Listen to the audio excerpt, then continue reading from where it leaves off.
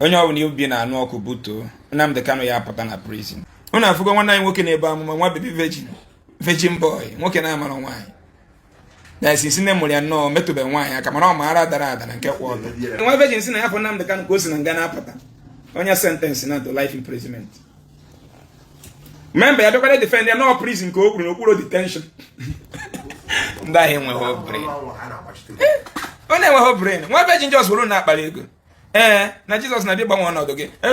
Fire nwanne onye ga-agbanwe ọnọdụ gị bụ gị nwa na-ekiri m. Gị nwa mete ezigbo mmadụ oyi. Nwee ambition. Gbawa mbọ. Nwa nsị ka ngwa ụmụ Igbo niile. Ndị iwe na-ewe, ndị obi na-anụ ọkụ. Ighọtago? Ihe a bụ to calm everybody down. Let the situation calm down. Ihe gbasara Maazị Nnamdi Kanu.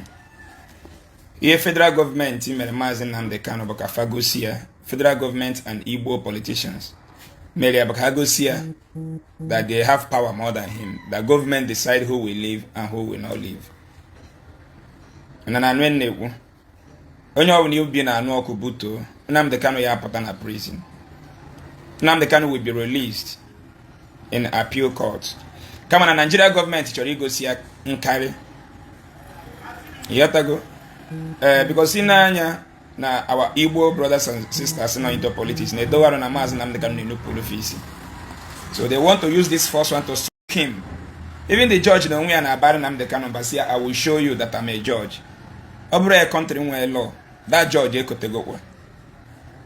Ọ bụrụ a country ije na US now na onye ịchọrọ inye final judgment. No matter ihe onye at maybe mepe ọnụ na-agwa onye you will show him that you are a judge. Onye dịka na US ki kwuru okwu ama na European ikotego. So achọrọ m ka obi onye ọbụla dajuo Maazị Nnamdi Kanu ya apụta. So agbagharịzi na obi ebe ebe niile dịka mmadụ anwụrụ. The federal government just want to show him that they have power more than him. Ndị Igbo anyị dị ezuzu. Our Igbo politicians, they want to show Maazị Nnamdi Kanu that na ha nwa government ka enwe gịnị. Can wear what it takes to decide what will happen, what will not happen. So Maazị Nnamdi Kanu ga-apụta onye ọbụla achọrọ m ka obi dị gị ọcha na appeal court a ga-erelease onwere formula ya eji tori ya nga ebe ndị amị na-eche ndị bụ egbe ha bụrụ egbe pụta n'ime ọfịa a na-akpa for negotiation. Gọọmenti eme ndị bụ egbe invite na-egbu mmadụ na-kidnap ụmụ school. Kedu ihe Nnamdi Kanu mere a ya eji tori ya nga enweghị anything. So ihe niile a na-eme bụ ka ha gosi ya. Because mana Maazị Nnamdi Kanu bụ ọkụ na-ere. Ọ bụ na o jechere ije anata ebe niile ya isunwurukwa ihe ya abụzi bụ Godfather. Onye ọbụla ya na-abịa before you mean it come and consult him. Ịghọtago? So government just chọrọ igosi ya that na gịnị na government decide who will live and who will not live. So ebe ọ bụ na obi gị si dị nnọọ ka mmadụ anwụ na your family, relax your mind. You know? Nnamdi Kanu is coming out soon. Once they file on appeal court will free him. Now, another thing chọkwa ịgwa gị ịma na anyị na-ekwu okwu anyị na-agwa gị ka o si dị na anyị adịghị ihe we prophesy. Na another thing ịma na ndị ugwu sikwere ike. Na another thing ndị ugwu ya emekwa. Otu a nwanne anyị nwoke onye ofe mmanụ nọ dịka onye isi ala. Ndị ugwu alapụghị ya for arịnọ. Ha nwere ike were opportunities chọọ na Nnamdi na ha chọzi ka onye ofe mmanụ mee gịnị chi ọzọ na ofe onye Hausa pụta kịta were Nnamdi Kanu mee campaign ga-ewe n'ọchịchị. Ma ndị a bụ game. Ọ dị ka mgbe m gwara unu mgbe Peter Obi na-apụta ngwa unu si na ha possibilities na nwanne anyị nwoke Peter Obi ga-apụta win a president nkọwachara unu what it is. That is not possible.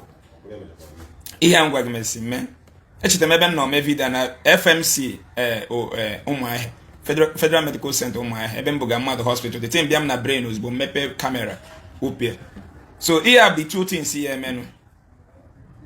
Ịma ndị Hausa ma agba game. Ndị Hausa bụ game players once na politics dey concern. Otu a na fafu na onye ofe mmanụ achigofa for 4 years.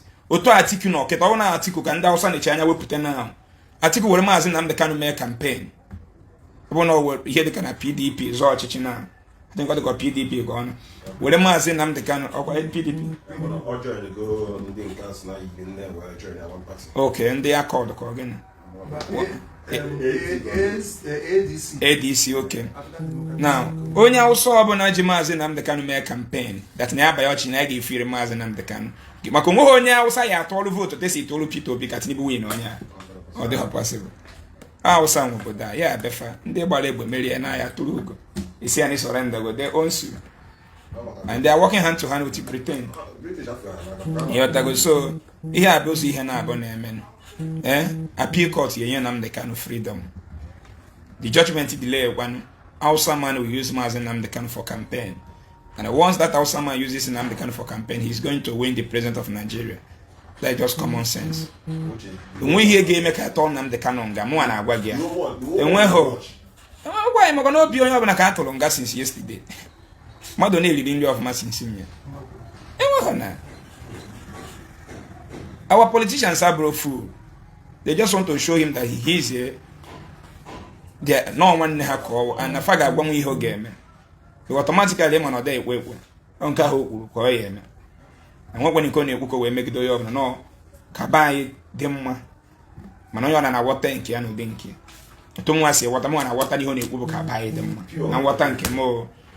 Yeah, to get the love of the whole masses nga. Not possible. Everybody's mindset the heavy since yesterday. I'm not makaga man as insenya obim de kado eri okute. Ono man esum. When you Nnamdi Kanu mera ye to Nnamdi Kanu ya apoto so 2027 no ge se ba apata. Jema ka okun na agwa. Yetago. Jema even na agwa ge common sense. Bo ya prophecy na si prophecy so when dey ka prophecy. When na afie ye make let me use the telescope science. Ma mo mage ma wan dibia ma pass. When na afie ye me the next 1 hour. Unless me use the telescope, you know, or what calculate common sense. The reason here they get this thing like our warrant. Yeah, that is it. So when I'm the kind of kuchiro we basari pito bia or chichi pito bia mgbe BBC na sia obo na akpo gi ke dozie ka buru ofu ka gaba n'iru. Eyotago mi ye kwekwa. O si BBC Igbo. Kedu ka a ga-esi kpe ya ka edozie? Kedu ka ha ga-esi ga n'iru? Nando omi iwu si Kano State pụta the mmadụ 44 iri anọ na anọ mana ihe niile eru South East niile pụta eru mmadụ 20 aghazi ka ọ dị ka gị na ndị a ga-ekwokerịta nwa n'ihe gị nwa bụ onye South East kwuru wee gawa n'iru not the possible and that is just common sense. So one state produce ndị omi iwu 44 check how many states nọ na North and now na the whole South East na ndị omi iwu si na the whole South East pụta eru 20. So how do you think that we can defeat them? Can we get ndo cha be like Christianity ka yari dị na-echi echichi onye ọcha calculate far ogbefu ka nwunye president of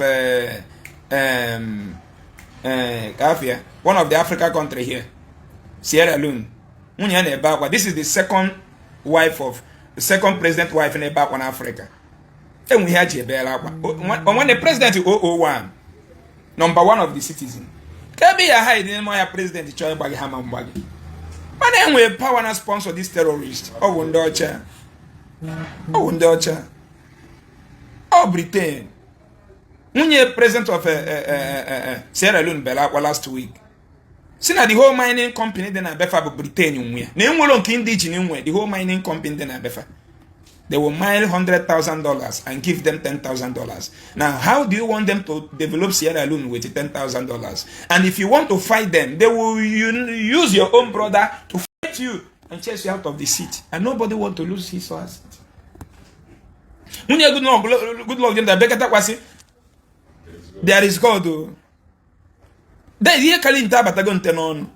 There is God.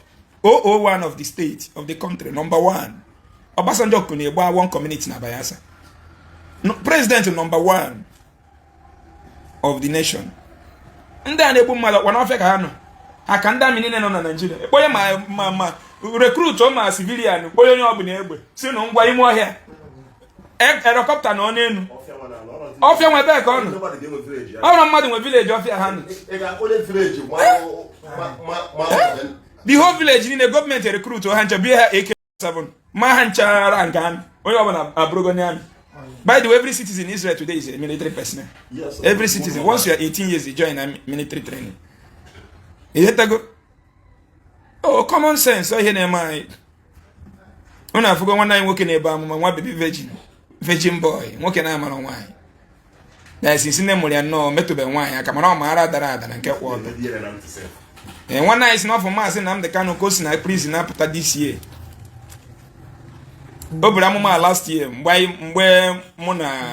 mgbe ha bịa were polisi kpọrọ mkpoji Abuja so lawyer maazị Nnamdi Kanu wee gwa anyị na ya like go the whole things allegation in out na ya struggle go ya out na Nnamdi Kanu ya apụta na December eyetago anyị abata ụmụ bịa bịa kọchagharịa the next week mfukwu ebe ji ava amụma isi nwa virgin enwere ihe ọma sigoro n'aka nwa virgin bịa na ezinụlọ gị just programming ka a na-eme gị ihe niile ifu nwere go bụ afọ atara ata efu ka alụm dị 30 degrees ya mgbuka mgbarigo n'ụtụ a ka na-agbagharị m onweghị 30 ahịa anyị na-azụ ebe a grace ejugo alụ ihe niile ifu nwere ga na signal grace na Jesus nyere ha ya bụ onye opportunity ịtagide afọ inweta opportunity Nigeria bụ opportunity because ọ bụ na Nigeria dị ka obodo si alụ ọrụ Dubai gọọmenti na your citizen biko ka ya register ya just jee ke were afa gị register ofu company negodi ihe nne nọ na Ladipo eme business na ife nọ na Alaba na ihe niile nọ na Aspanda ha nwegodo access to bank inye ha loan 100 million without collateral gọọmenti inyefa loan 100 million without collateral asị gị na onye obodo a you can do it ọ bụ na obodo nwere data ị ga-eme onwe ebe o si apụ he's going nowhere and the money will end in the country ka m gwa gị eziokwu okwifie na-egbu anyị amụmụ abụrụ Afrịka ọnụ obodo gị nwere data nwoke obi nyere mmadụ ka aba na data ya ọ chọọ ịpụ obodo a nwanne ịkụọ ya n'ọkụ immigration kọ paspọtụ ya n'ọkụ ihe gbasara ya agba onwe ihe ọjọọ kọmiti kịta van Europe ọ bago n'akwụkwọ ịchọ ihe isi n'azụ wee na immigration kụọ akwụkwọ gị n'ọkụ mee gịnị ọgwa Nigeria ka ọ nọ origodo the money n'obodo akọ na ori ya the money still in our country ihe ọtọ na-ekwu chegodo mgbe all these graduates na be mgbe ha nwere access to inweta loan of 100 million student na UK na-enweta go almost 100 million as a loan gbo uche asị ọgụcha kwa ya je nwa kwụghachi bịa okay ihe eji dum ụnọ n'obodo a bụ 15,000 ka ọga m ji doo m ụnọ from 28 to 210 build that money to 1 million naira. So many of you never aka bata ime afia that be a millionaire. So many of you ji do no 2 million 5 million unu ejiri gị abụrụ billionaire. Check this mgbe government nye loan 100 million. We have what it takes for every Nigerian citizen to get loan of 100 million naira. Yeah, good. Now, one baby virgin I get one virgin sin half of Nnamdi Kanu goes in Ghana apata. On your sentence to life imprisonment. Remember, I don't defend they are not prison ko okuro detention. That him with her brain. When they were her brain. One virgin just will not balego. Na Jesus na be gba one odoge. Fire one onye ga agba one odoge bụ ginwa. Ginwa na ekrim. Ginwa metezigbo mmadụ oyi. Nwe ambition. Gbawa mbọ. One day aka ga-achawa ekpete ihe na ekpela gwọtara ya n'ọgwụ. Holy Ghost I need you are just weakening your liver, your organs, your kidney. It just need weak your organs. You need na buru hele fire. Obu na fire na arụ ya chamanye gị. Ife na arụ fire bụ AK49 and all the honor. Obro free. One am all the free. Holy Ghost fire ni nunu tiri na ngo okpala ebe no chere ekpere enwe kunu goro ego mana jụọ that the GO na amọ tank eto a mfogodo na TV bialụ ebe no na-eme ekpere n'Imo State amọ tank a before move over from police station from 25 million naira if you move anyone from police amọ tank eje che governor ka unu butere ito do ebe no na-eme ekpere ofu na ọ na-etiti ebe nwa virgin gịnị ka ekpere na alụsị heading criminal na-eche ka ọ bịa nye unu nsogbu ebe ahụ ndị atụ Jizọs ụjọ ozugbo fụrụ mount tank ebe ahụ sọsọ picture mount tank ma mgbe adị ya ma ọ dị ya dọwa fụrụ ya na mount tank because o nwere ụfọdụ n'ime ya na-ebu kamera enwe nke na-ebu kamera ihe a na dị na onye oge na-achọ ịgbara sọ gị nwa tọgbọ ebe ị nọ ezum oge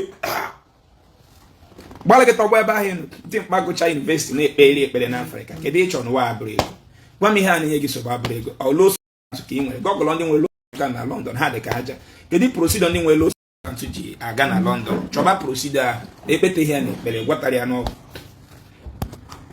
understand ọwụ na nụrụ di tụghị ime na bọda gị jeje ele ekpere gọgụlọ ndị nwere fertility problem na France ha dị ka aja ịbụ ha nọmba 1 normal thing nwere ike ime onye ọbụla understand kedu solution those people just survive ihe ya achọba na Jesus na-enye nwa onye ka o nyere nwa ndị Fulani na-amụ nwa onye na-enyezifa nwa monkey na-amụ nwa onye na-enye monkey nwa ọdụm ya bụ ọfụ na ọtagbuo gị na-amụ nwa Jesus nyekwara ọdụm nwa ka ọ bịa gbuo gị agwọ na-atagbusi ya ihe Jesus na-enye agwọ nwa ihe anyị nọ nature you can't beat nature onwere ka ihe esi beat when you must follow due process to achieve anything on this earth ịbụ nature ikuku na-ekuru bụ nature anyị wụdara izodara ọkpa bụ nature ana ahụ iti ebe ha ụzọ na ya ọ mmadụ bata na ọwụ ụzọ taa ya kụrụ tọ bụrụ moto agbabịa nature you can't cheat nature na chi iji ekpere kọtụ ka ihe dị mma number 1 chọrọ ịgwa gị tata na n'onu Maazị Ezeaku tata 21st of November 2025 bụ enweghị ajọ mmụọ ọbụla na-achọ gị